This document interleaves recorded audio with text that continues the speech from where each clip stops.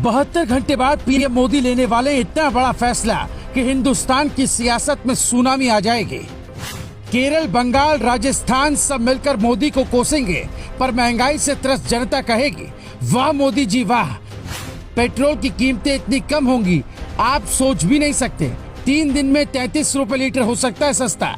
PM Modi के फैसले से अब तक देश और दुनिया के लोग कई बार चौंक चुके हैं और 72 घंटे बाद जो फैसला होने जा रहा है उसका असर आपकी जेब पर ऐसा पड़ेगा कि आप भले ही मोदी विरोधी हो, लेकिन दिल से यही आवाज निकलेगी कि प्रधानमंत्री हो तो मोदी जैसा। पहले आपको मोदी सरकार के उस फैसले के बारे में बताते हैं, उसके बाद बताएंगे कि कैसे कई राज्य सरकारें इस फैसले के विरोध में खड़ी होने वाली हैं। पीएम के आर्थिक सलाहकार परिषद के चेयरमैन विवेक देबरॉय ने पेट्रोल डीजल को जीएसटी में शामिल करने की उम्मीद जताई है। देबरॉय का दावा है कि इससे बढ़ती महंगाई पर लगाम लगेगी। केंद्रीय मंत्री हरदीप सिंह पुरी ने भी कहा कि केंद्र सरकार इसे जीएसटी में शामिल कर खुश होगी, लेकिन राज्य ऐसा नहीं चाहेंगे। अब आप सोच रहे होंगे कि 5 साल पहले लागू हुई जीएसटी में अगर डीजल पेट्रोल आ भी गया तो हमारा क्या फायदा, तो वो भी समझ लीजिए। 27 अप्रैल 2022 को जब पीएम मोदी ने पेट्रोल डीजल की बढ़ती कीमतों के लिए राज्य को जिम्मेदार ठहराया तो कई राज्य भड़क उठे थे। तब दिल्ली में पेट्रोल की कीमत 105 रुपए 41 पैसे थी।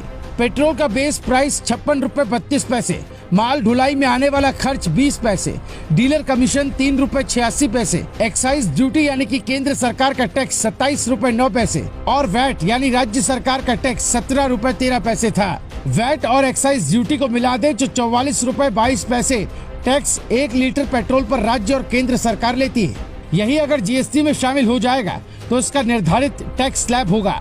मान लीजिए कि सरकार ने इसे सबसे ऊंचे टैक्स स्लैब यानी 28% टैक्स में शामिल किया, तो बेस प्राइस जो कि 56 रुपए 52 पैसे है उसका 28% यानी 15 रुपए 82 पैसे होगा। यानी आपको 1 लीटर पेट्रोल 72 रुपए 34 पैसे में मिलेगा। यानी 105 रुपए वाला पेट्रोल सीधे 33 रुपए प्रति लीटर घट जाएगा। कुछ इसी तरह डीजल का दाम भी करीब 25 से 30 रुपए कम हो सकता है। भारत ने मई महीने में ही सारे पुराने रिकॉर्ड तोड़ दिए। रूस से 30.36 लाख मीट्रिक टन तेल मंगवाया। इराक के बाद अब रूस भारत का दूसरा तेल आपूर्तिकर्ता बन चुका है। भारत को अच्छी छूट मिल रही है। भारत चाहता है रूस $70 प्रति बैरल पेट्रोल दे। अगर ऐसा हुआ तो पेट्रोल और सस्ता होने वाला है। रूस यूक्रेन युद्ध की वजह से रूस पर लगे प्रतिबंधों का फायदा अब भारत की जनता को मिलने वाला है।